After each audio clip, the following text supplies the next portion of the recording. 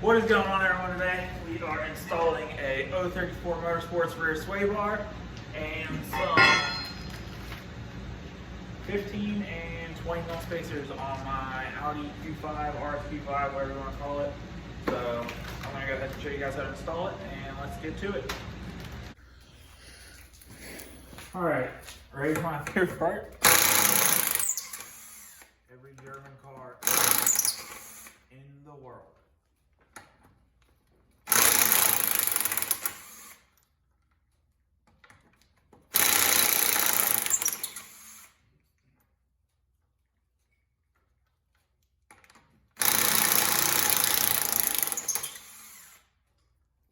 Of course, it's not going to do it when I film it, but every other time I pull a wheel off, every time I pull a wheel off, I take the last lug nut out.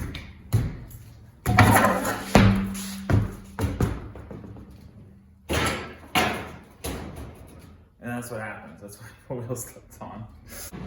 Alright, so we got the wheel off on this side. I'm gonna go ahead and take the wheels off and then do the studs, install a sway bar before I put the wheels back on. Just gonna be easier because it's back here. But to put these studs in, all you gotta do is hand thread them in, put a dab of Loctite on the end of them, preferably Loctite red. Start them by hand, and they don't have to be super tight. I just use a 5mm. I got these ones from ECS Tuning, and it is a 5mm on the end of it.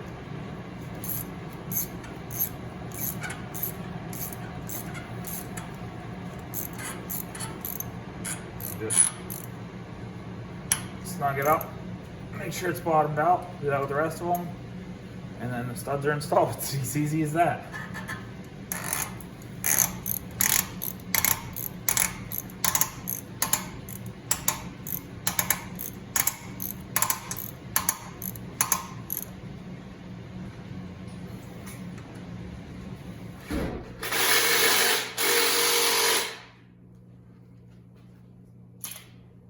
Now I got all the studs tightened down, got the 20mm spacer out.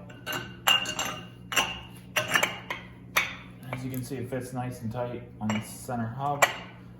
And let me just go ahead and show you what it does.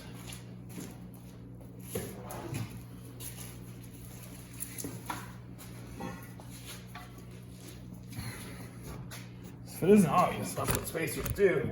Space out the wheels.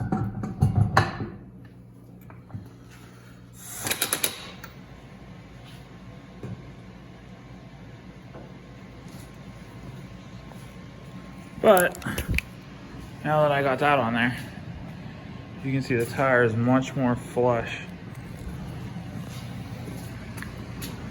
than this one, how this one's all sunken in.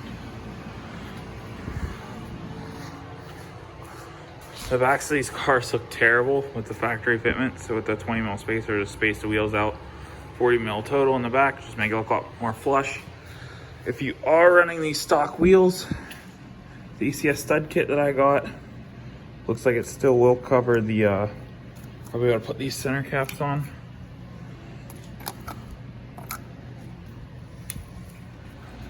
Alright, on the driver's rear side, we went ahead and put the studs in, got the spacer on.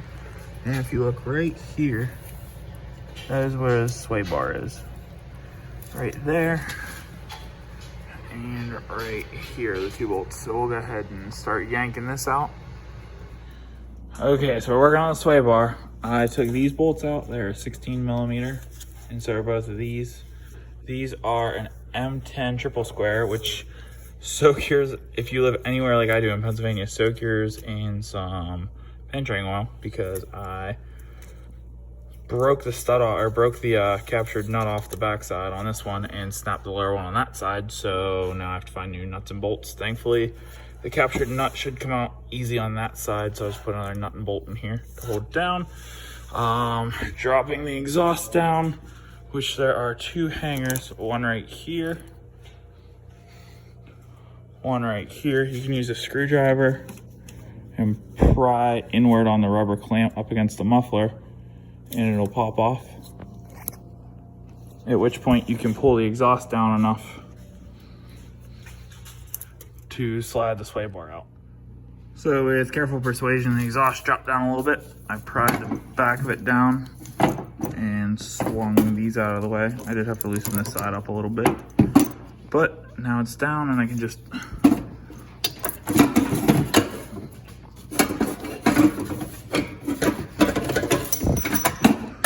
weasel it out of there, and the stock one's out. So here's the aftermarket bar. It's solid. This one's hollow. This one's like half the weight. Just gonna go ahead and transfer the end links over and get it all ready to bolt back in. Now that I got the Swaybar up in here loosely, I've put the end links on again loosely just so I can get everything lined up easy.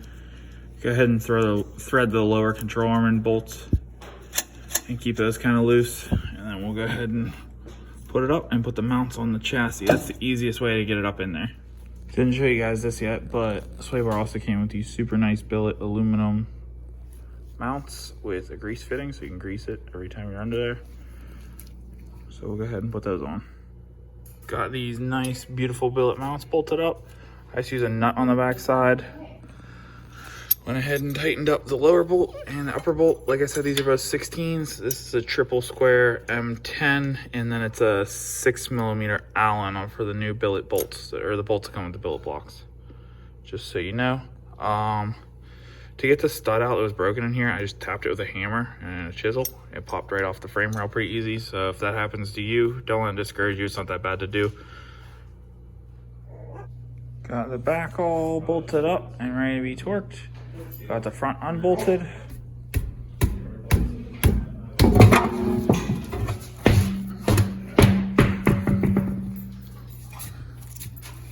What do you think, Rune?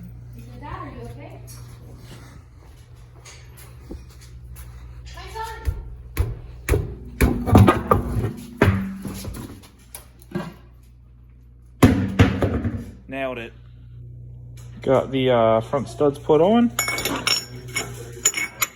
Slap that bad boy on. Go over here. Grab the second one.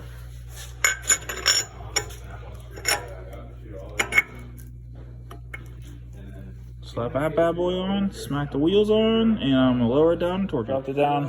Just torque my wheels. Probably should have taken it before, but as you can see, like the fronts are almost out and the backs are flush now. Looks so much better.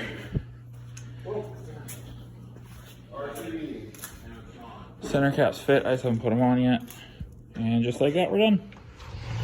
So here we are the next day. I put it on the softer mount, and I really like it in that location.